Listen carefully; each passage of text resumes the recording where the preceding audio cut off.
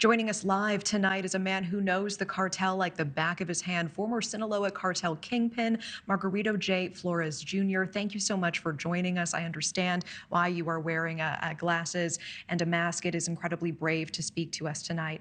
I do want to start with the report we just saw about Sebastian. Put into perspective for us how life-threatening this work is, how important it is. Oh, the fact that he even came on your show says a lot. It's scary because he's actually still in the field, still working undercover, and putting his life at risk to save, women who are being and young children who are being trafficked by these drug cartels and other criminal organizations. So it's dangerous. I actually myself worked undercover, and it's probably the most scariest thing to do, and it shows a lot about his bravery and why he does it. Yeah. So thanks to Sebastian. If you could send a message to President Trump tonight, what is one thing you would want him to know about the cartels? One thing that you feel is not being taken into account enough? You know what?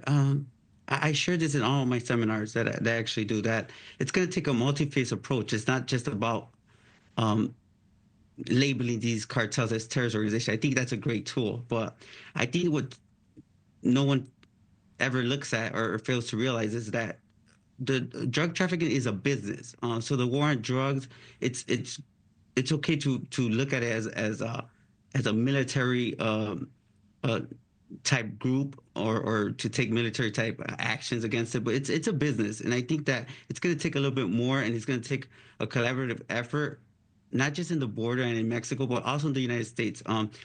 With my background, I was born and raised in Chicago. I always say that I was American made before I even stepped foot or came to meet any uh, of the drug lords of the Sinaloa cartel. I was already um, a very successful kingpin in the United States, in a city like Chicago.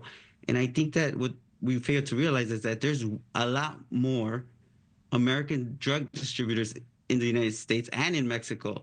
I think that drug distribution in the United States and Canada and all around the world, you know, outscores any drug cartel in Mexico by far. Yeah, So I think and that I it think I think has to to your be looked point, at. and I don't mean to interrupt here, but there's a notion that it is the cartel coming up from the southern border and infiltrating communities, and you say that is true, and also there are American-born operatives who are turning and working for the cartels. You were one of them, along with your brother in Chicago, I know. What is one thing you can tell us about working for El Chapo and El Mayo that would surprise us?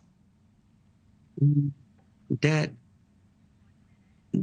regardless of what anyone thinks, that the Mexican drug cartels are fearful of the United States government. They are fearful of the prisons and the laws, and they should be fearful of military action or anything that Donald Trump puts into place to combat them. I think it's great that Donald Trump is actually taking, the president's taking a strong stance against Mexican drug cartels. And they are fearful because they know that the laws of the United States ain't the same as in Mexico, that they can't get away with the things that they get away with. And it kind of goes to show that, El Chapo's been, convicted and facing a life sentence, in a Florence prison. And now you have El Mayo in custody. Yeah. Jay Flores, I wish we had more time. I appreciate speaking with you as always and how you have completely turned your life around, your mission today. Thank you so much. Thank you. Thank you for having me, Natasha. Thanks for watching. Go to joinnn.com to find News Nation on your screen. And don't forget to click the red subscribe button below to get more of News Nation's fact-driven, unbiased coverage.